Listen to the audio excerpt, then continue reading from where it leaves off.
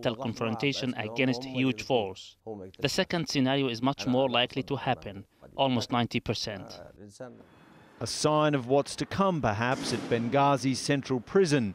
Most of the jail has been looted and torched, only the gallows left unscathed. Dan Nolan, Al Jazeera. As opposition groups in Libya take over areas outside of the capital, state prisons and military buildings are being searched. And as Tony Bertley reports from Benghazi, allegations of torture and cruelty under Gaddafi's regime are emerging. As Benghazi embraces freedom and a new future, the dark secrets of a gruesome past are coming to light. Below ground, the burned-out cells of the state security apparatus, where acts of incredible brutality were performed in the name of the Libyan leader. Torture had no limits, but Gaddafi didn't know about all of the cases. Those in power were afraid of losing their positions, so they would torture people to stay in power. Torture was the feared method to keep the population under control, and it was inflicted widely. Mohammed Abdullah Ali suffered from this. He was imprisoned a total of 3 times and subjected to brutal beatings which left him with serious deformities and nerve damage. This is how he looked before. They tied me by my hands, grabbed me by my hair and beat me on the face until I started to bleed, then continued to beat me with the back of their rifles on my face. They destroyed his body, but not his spirit. Every town had state security, every town had fear. Even though the cells were below ground in the dark, the screams of the victims could still be heard on the nearby streets. The most favoured method of torturing was to hoist a victim into the air upside down and beat the soles of their feet until it was impossible for them to walk. And after a few days of such inhumane cruelty, men and women were prepared to admit just about anything. This device was used to torture several prisoners at once, strung like a washing line across the victims and used until they confessed to whatever they were accused of. 3 of Zakaria Al-Anjani's aunts and 4 of his uncles were tortured by state security. His grandfather was killed by them. He still doesn't know why. We don't want Gaddafi dead. We want him alive. We want to know where our families are buried, why he killed them and who gave him that right. That's what many want. Benghazi has suffered before at the hands of Gaddafi's state security. 1,200 civilians were killed in 1996 after a failed rebellion against autocratic rule. Bodies disappeared. Few details were known until now. Khadija Sakhli's 27-year-old son Yusuf was shot and arrested 15 years ago. He was never seen again.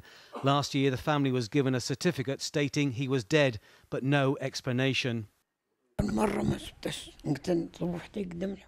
I haven't seen him since he got shot in our house. They took him to Tripoli. We went to get him, but they said he wasn't there. The prisons and torture cells of liberated Libya now stand empty. Their gruesome secrets of cruelty and inhumanity now open to the world. A sad indictment of a leader who long ago lost the love and respect of his people. Tony Bertley, Al Jazeera, Benghazi. Well, within the past few minutes, the United Nations General Assembly voted to suspend Libya from its Human Rights Council. Let's go to Nick Clark in Washington for more. Nick.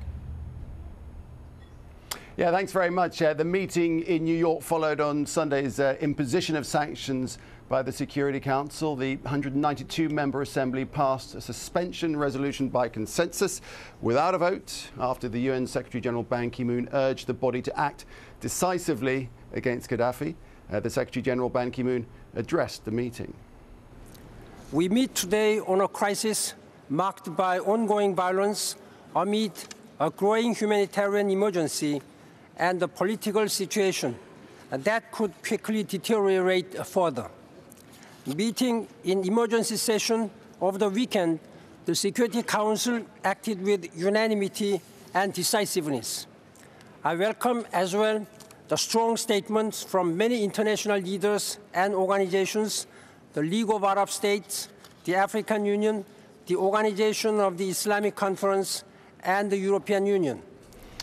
Well, that's Ban Ki-moon. There was no discussion of what further moves the United Nations might make. Let's speak to Scott Heidler. He's at the UN in New York. Scott, what's the latest you got for us? Nick, well, yeah, that resolution was passed by consensus. In other words, they didn't do an actual vote. The President of the General Assembly saw that there was no major objection to this resolution that kicks Libya off the Human Rights Council, so he passed it by consensus. What this does is it further isolates Libya in the international community, and as you heard, very strong words from Secretary General Ban Ki-moon about what's going on in Libya. He gave some details as well, and also really focused on the fact that what needs to be dealt with by the United Nations now is the unfolding humanitarian crisis there. Refugees streaming across the borders, the east and west borders of Libya into neighboring countries, over 100,000 so far. So he's dispatching teams to the region right now to deal with that. But the most important thing today here at United Nations headquarters is further distancing of Libya from the international community by a consensus vote from the General Assembly, suspending them from the United Nations Human Rights Council. You've got to wonder, though, Scott, haven't you? You know, this whole process is a little more than symbolic, isn't it? What does Muammar Gaddafi care about getting booted out of the Human Rights Council?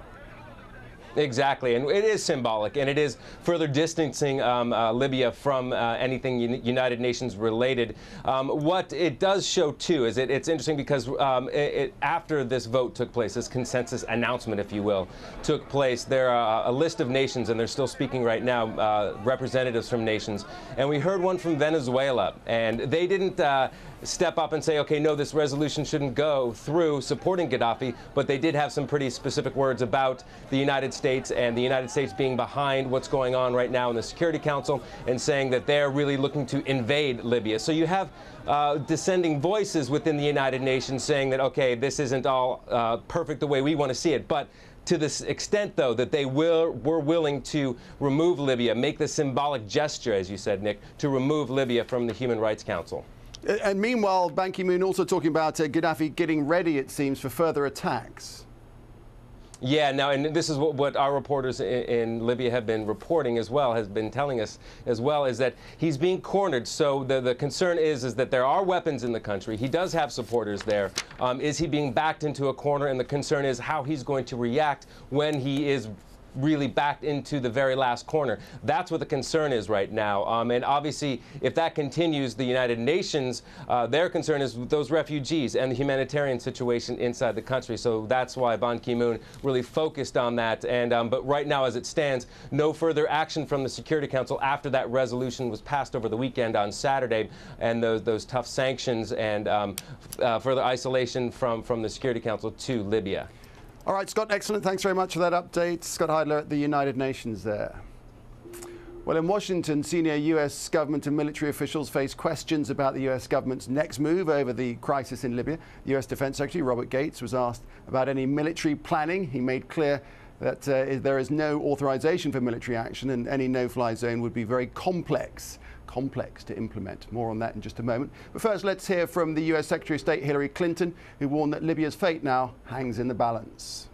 And we are taking no options off the table so long as the Libyan government continues to turn its guns on its own people. The entire region is changing, and a strong and strategic American response is essential. In the years ahead, Libya could become a peaceful democracy, or it could face protracted civil war